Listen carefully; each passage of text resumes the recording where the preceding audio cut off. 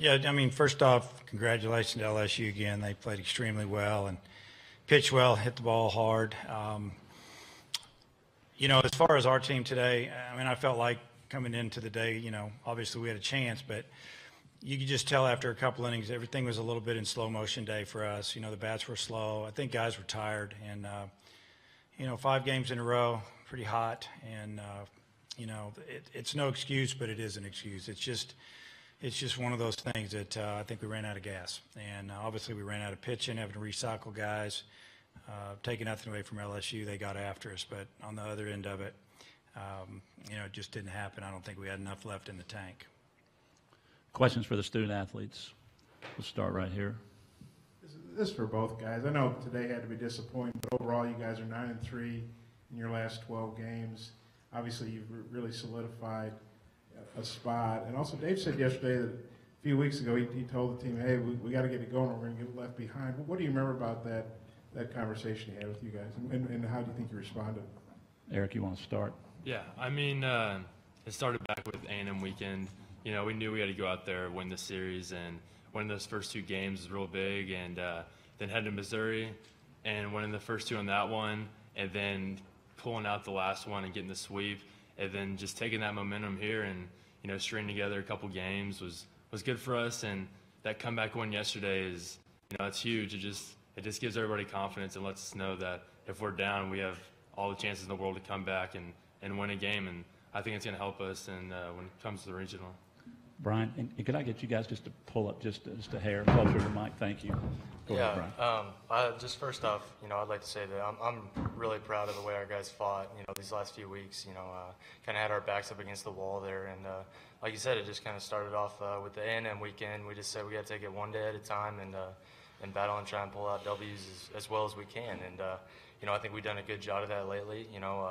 We had a big comeback win against Ole Miss, and like Coach said, we just kind of ran out of gas today, and that's going to happen, but we're excited to see where we're going to go from here on out. Other questions? Bob?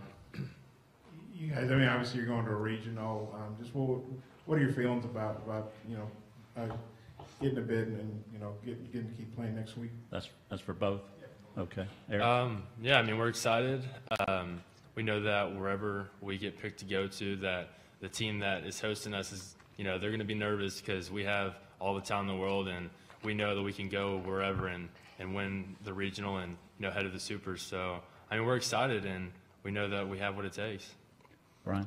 Yeah, I think Eric hit it right on the head, and the other teams are going to know what we have coming in. We have quality starting pitching. We got a deep bullpen, and if we get those bats rolling, then we're going to be dangerous. And I think, like you said, we're just really excited to see where we're headed to.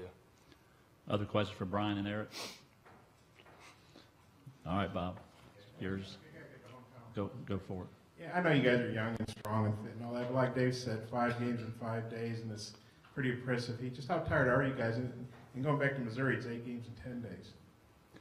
Yeah, I mean, it is exhausting, and it was real hot. Sun was out every day, and every day it starts. You wake up, you have to go and eat breakfast, and you're going to the field. You're hitting BP, and then you're coming out here. You're getting loose again, and then you're playing a 3-hour game. I mean, they're long days, and doing 5 of them in a row, and like you said, 8 games in 10 days. I mean, it's hard on the body, but we have good strength coach. He's done well with us with nutrition, and I mean, we're ready to just take a couple days off and relax and get ready and come regional time. Brian? Yeah, I think definitely, that played a factor in it, playing a lot of games in a lot of days. But at the same time, other teams are going through the same thing. Winning that first game to get into the tournament here is a good sign for us. But I think we just ran out of gas. But, we're excited. We get to recover a little bit before the regionals. We have time for one more for the student athletes. Let's take it in the back. Yeah, I don't think you guys got to see Kyle Bowman last time in the matchup in Baton Rouge. What did you see from him today? Why did he give you so much trouble in the first 6 innings? I mean, he had all 3 pitches working. It's not too often as a lefty hitter you have to see a left-on-left changeup, and he did a good job throwing that pitch, and he was able to locate it. And he did well locating his fastball and his off-speed, and just got ahead in the count and did a good job getting us out. Brian?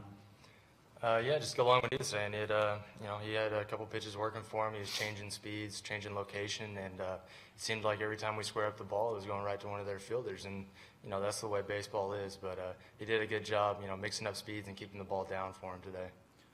Brian, Eric, thank you. You guys are welcome to head back to your locker room. Appreciate it. We'll keep Coach Van Horn just a few more minutes. Questions for Coach Van Horn? Start here. Dave, was it before the A&M series when you had that talk with them about, hey, you got to get it going? And just how do you feel, I mean, the way that you guys responded, 9 out of 12 wins against SEC teams, to really obviously, clinch a regional bid?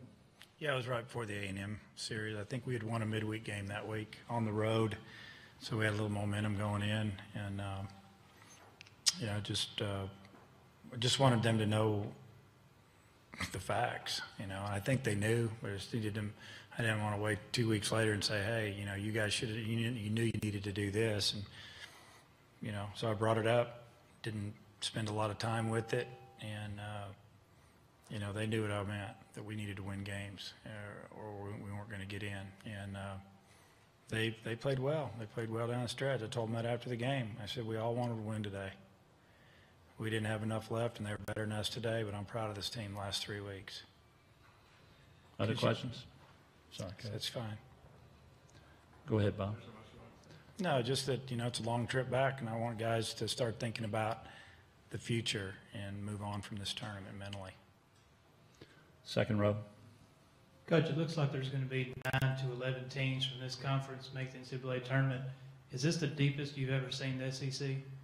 This is my 12th year in this league, and it probably, probably people across the country get tired of us talking about it, but the teams just continue to get better.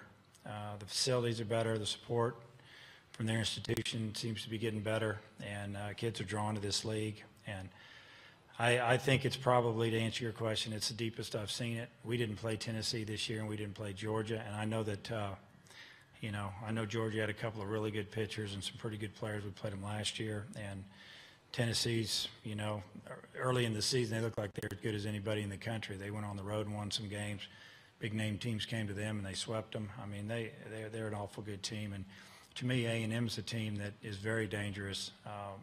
Athletically, they're as good as anybody in the conference. I mean, they can run. They got some power, and they didn't show it all the time, but they're a physical team. But I guess just to get back to your question, I'd have to say it's probably as deep as I've seen it. And again, we've added 2 teams a couple years ago, which that's why the tournament's run the way it's run now, and because teams need to get here.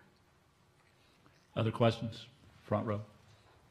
Yeah, I think you said yesterday you might be able to play Benintendi and Warren's, but probably be smart to hold them out. What's their status? And can you have somebody like Beeks, Baxendale, Wise? Kind of how are they doing? Benintendi could have played today if he wanted to play.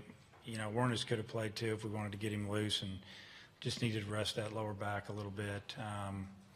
We don't know what Beeks' status is yet. We might not know until Wednesday or Thursday if he's going to be available to start or be out of the pen or even pitch in the regional. Wise, not sure what his status is yet. And Baxendale, as of right now, I'm saying he's probably not going to play. He hasn't swung a bat since he hurt his leg. He hasn't really done anything except get treatment on that leg. We have time for one more for Coach Van Horn. Go ahead and take it right here. I know you'd like to be playing tomorrow, but you guys have been on the road for a long time. Are you going straight back on the bus tonight? How good will it be to get home and get a little rest? Well, we'll get in about 1 or 2 in the morning, the way I figure it, and I figure my dogs will bark at me because they won't know who I am. We've been gone a long time, and it'll be good to get back, but obviously we wish we were playing tomorrow. I know the guys, I told them we're going to take tomorrow off. Monday I'll be, just watch and find out where we're going. Probably be a day where we just lift. Hopefully lift and just kind of gain some more strength. I told them to make sure they eat right, and then we'll work out on Tuesday and probably head out on Wednesday. That'll be our schedule. Thank you, Coach.